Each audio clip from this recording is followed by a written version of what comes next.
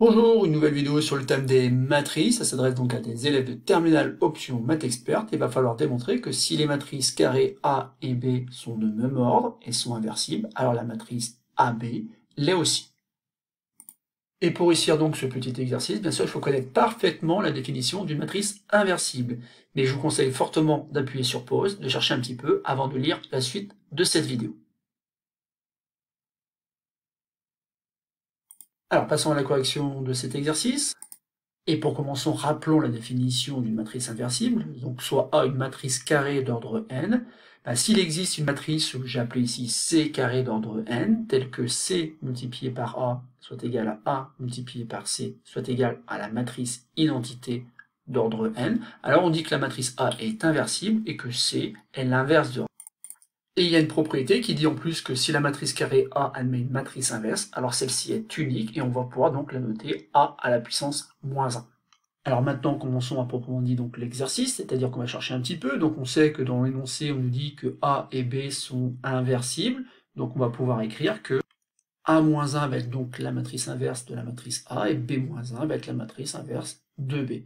On peut donc notamment écrire que A à la puissance moins 1 ici, multiplié donc par A, c'est la même chose que A multiplié par A à la puissance moins 1, et donc ça c'est égal à la matrice identité d'ordre n, puisque je vais supposer que les matrices A et B sont carrées d'ordre n.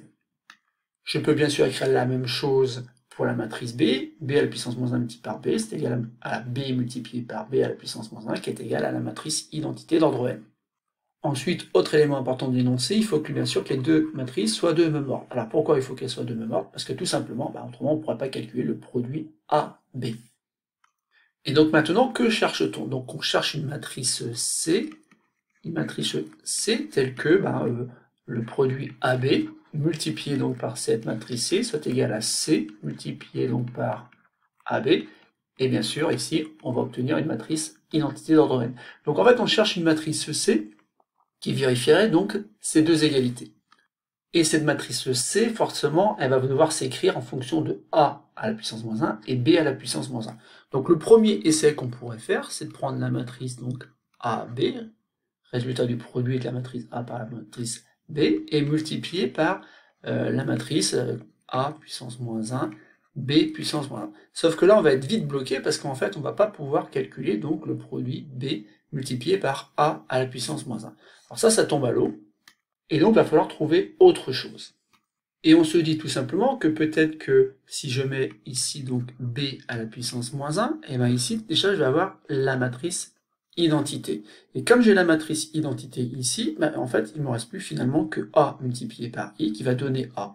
D'où l'idée après de rajouter donc A à la puissance moins 1. Et si on fait ça, et le calcul devient tout simplement donc A multiplié donc dans un premier temps, j'ai dit par la matrice identité, multiplié par A à la puissance moins 1. Donc vous voyez qu'ici, A multiplié par la matrice identité va donner A, mais multiplié par A à la puissance moins 1, ça donne bien la matrice identité. Donc c'est gagné. En fait, on a trouvé l'inverse à droite de la matrice AB. Et cet inverse, en fait, c'est le produit de la matrice B-1 multiplié par la matrice A-1. Mais attention, on n'a montré que d'un côté, donc il faut encore vérifier que ça marche de l'autre côté. Et donc je vais prendre la matrice B-1 multipliée par A-1, et je vais multiplier par la matrice AB.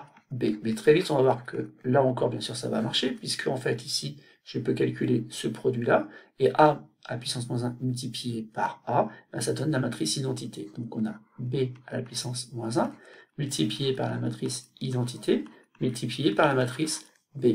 Et donc ici, bien sûr, ça va donner B à la puissance moins 1 multiplié par la matrice B, et B à la puissance moins 1 multiplié par B, et ça donne par définition donc la matrice identité.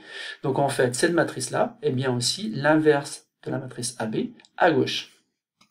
On a donc le fait que la matrice inverse, alors que je vais devoir noter comme ceci, de la matrice AB, c'est tout simplement B-1 multiplié par A-1. Alors pour remarquer qu'en fait ici on a changé l'ordre dans lequel on multiplie.